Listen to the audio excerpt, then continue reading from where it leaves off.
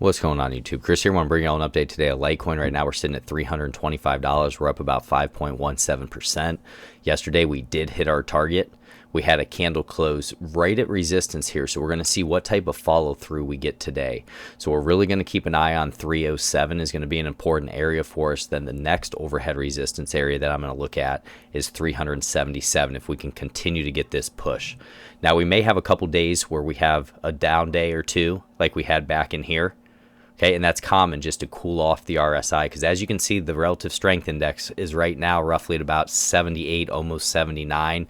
And typically when we start to get these little sell-offs, we're up around, we'll call it about 80 to 90, right in that range. So anything over, about 75, I start watching. Once it gets to 80, I'm paying more attention. 85, you want to really start thinking about using trailing stop losses if you're a swing trader. If you're a longer-term investor, not financial advice, this is where you just want to continue to ride the trend. You can see we're still up above our 20 EMA, our 50, our 100, and our 200. So our volatility stop, if you were more of a swing trader, basically what they're saying is you would have it at about $282. In my opinion, with where we're at on the RSI, what I would do if I was swing trading right here, and as price goes up, I would just trail that stop loss behind it in case you have a nice little sell-off, and then you're able to buy more at areas.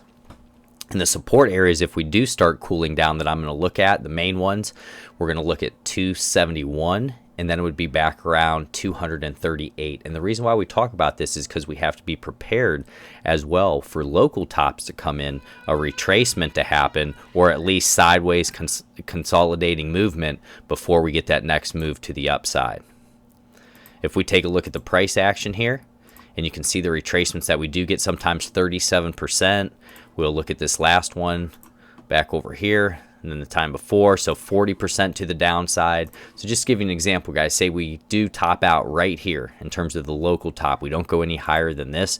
If we go down even roughly about 30%, that would take us back to 235. So that's where we have to be careful in these areas as well after we've made big price advances. Okay?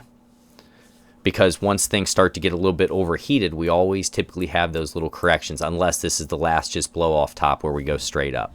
But I don't think we're quite there yet.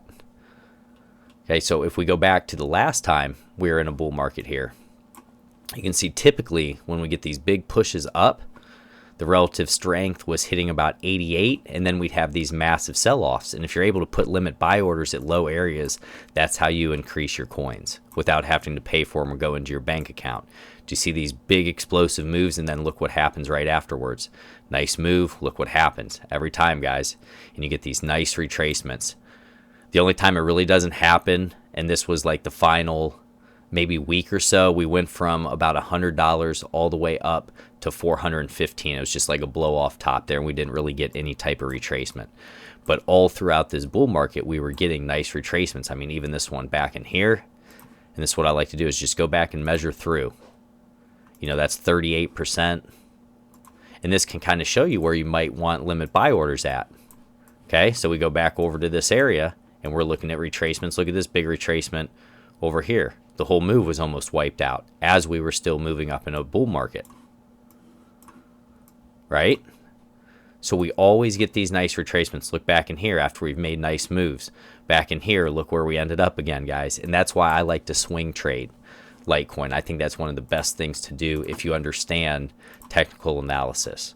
If you don't, this is where you just want to sit back and continue to ride this.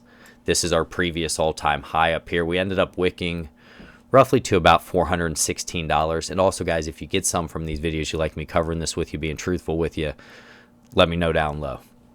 So basically about 423 is what we wicked up to, and then our main resistance that I'm looking at is going to be about $377 to the upside there. But you can see it's been a pretty explosive move on heavier volume.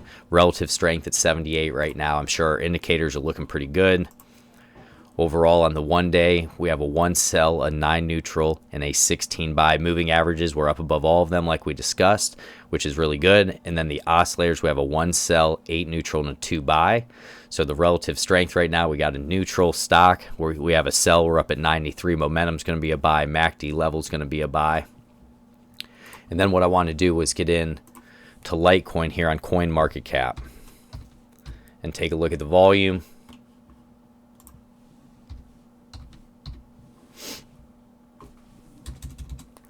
So let me bounce back out here quick.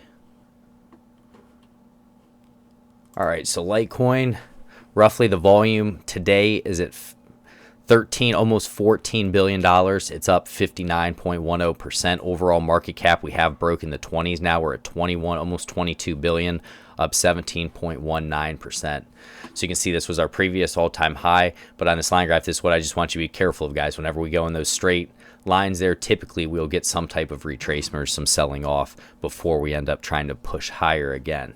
If we look at the log scale and zoom out, you can see right at that area here. And the nice thing is, once we finally get up above that with the blue sky breakouts, that's when it can really get fun, and it's the price discovery. If we take a look how people are feeling about Litecoin today, looking good. And then overall, pay attention to the circulating supply too for Litecoin, a little bit lower here. So that's at 66.7 million in terms of circulating supply. And then Bitcoin dominance right now is at 51.4. So pay attention to this stuff, guys. God bless each and every one of you. If you get something from this, don't forget to like, subscribe, hit that notification bell. Appreciate y'all. Take care.